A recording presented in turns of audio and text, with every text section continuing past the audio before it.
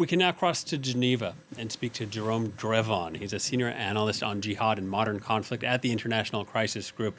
Hello to you, Jerome. One of my questions about this rapid advance we saw from various rebel groups was, did any of them think they would make it to Damascus? And if they did think that, did they have a plan in place in case Assad was toppled as he was?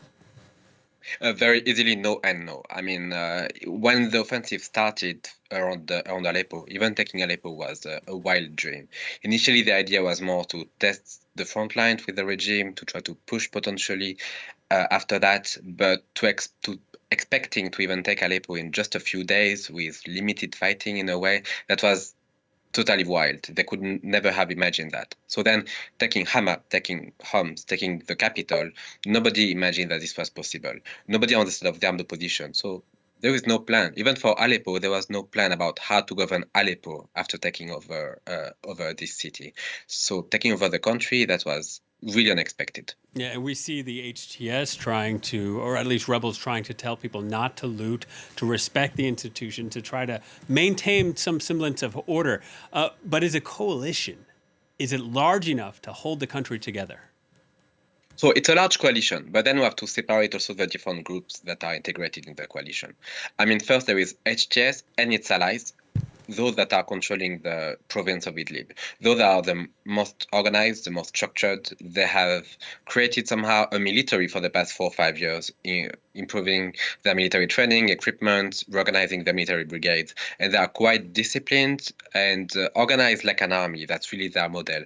When we spoke to them about doctrines over the years, by going there, interviewing their leaders and so on, that was the plan for a very long time. So those somehow are those that we can expect to take the lead.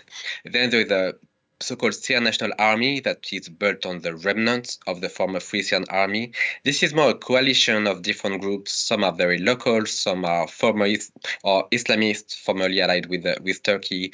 Others are a bit more on the criminal side of the spectrum. So those are a bit more difficult to manage. And then, as you mentioned earlier, there is these former rebels from the south that took their weapons again and decided to march towards Damascus.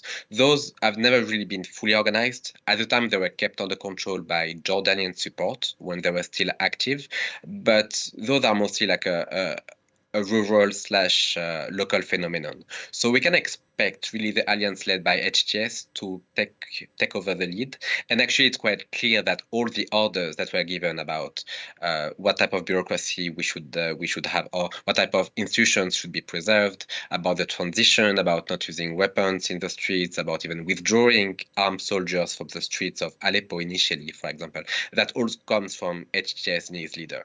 And that really shows who is in charge ultimately at this moment. And any figures from the Assad regime, what do you think will happen to them? So that also is unclear. What I would assume is that the most prominent figures either have escaped or will try to escape, because those that have been responsible for a series of war crimes, most likely crimes against humanity, killings of dozens of thousands of individuals, I don't think they're going to stay in Syria. And those that are still in Syria, they're probably going to try to smuggle themselves outside, potentially using some of the money that they probably took just before leaving.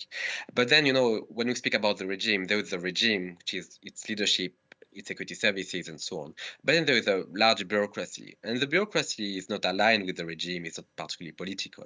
So the bureaucracy has a role to play. The bureaucracy can be reintegrated. And the third type of actors are those that have decided to enter in negotiations before the taking over of Damascus, or as Damascus was being seized by the armed opposition. Those have probably negotiated some type of amnesty. Doesn't mean that they will still have a role later, but most likely there will be amnesty on those individuals, because ultimately you have to rebuild a new state, you have to rebuild society. You cannot go after everybody. Yeah, and HTS from its time in Idlib, it tried to present itself as sort of like a credible caretaker, but it was also very tough on dissent. So these assurances that were issued to minority groups, is that just them trying to draw on support, or should minority groups feel reassured and feel that the future will be safe? That's an important question. If we look at what happened in the past in the Idlib province, basically HTS has restricted political dissidents from more radical actors, because there were still more radical actors willing to continue in a more harsh approach to the implementation of Islamic law. So HTS clamped down on them, but HTS also monopolizes the political representation of the province. So there is very little space. There has been very little space for political dissidents other than HTS in the province. But what we have to understand is, paradoxically, while the group was clamping down on political dissidents, it was opening up religiously. So it was opening up to Christians, to Jewish populations, but also to Muslims who disagree with them, such as Sufis and so on. So it opened up to some extent the religious field, while narrowing down the space for political dissidents. So it's a bit some of the paradoxes of the group. And part of the reason of the rationale was that it's a besieged province. We have to focus on the military and the stabilization, and there will be space for more political diversity later on. And so that's the question mark for the leadership of the group. To what extent is political space going to be open now? How are they going to cohabitate with other groups, with civil society, and so on? They probably know that they cannot rule Syria by themselves, so they will have to also make compromise. But then, I can understand the position of minorities. It's logical to be apprehensive. There have been positive communiques, but now minorities and also Syrians in general are expecting, concrete steps. The Pentagon saying that the U.S. will maintain its presence in eastern Syria to prevent a resurgence of the Islamic State group. Would HTS be receptive to that? I think for now it's not going to be their immediate priority. I think they can coordinate potentially with other countries, but then the U.S. presence, first might be contested by the forthcoming Trump administration. Trump has long opposed it when he was previously the president. He also tried to withdraw its troops. Then he didn't do it. So independently from these developments, the US could withdraw its troops.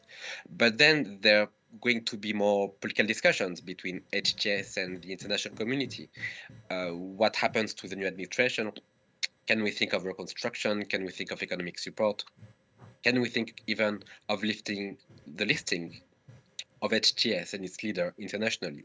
And so I guess the discussions over the US presence in Syria will be part of a broader set of discussion/negotiation between the group and the international community, which we can expect to happen very shortly, because now there is a necessity for this. Jerome, thank you very much. Jerome Drevon from the International Crisis Group joining us from Geneva. Thank you.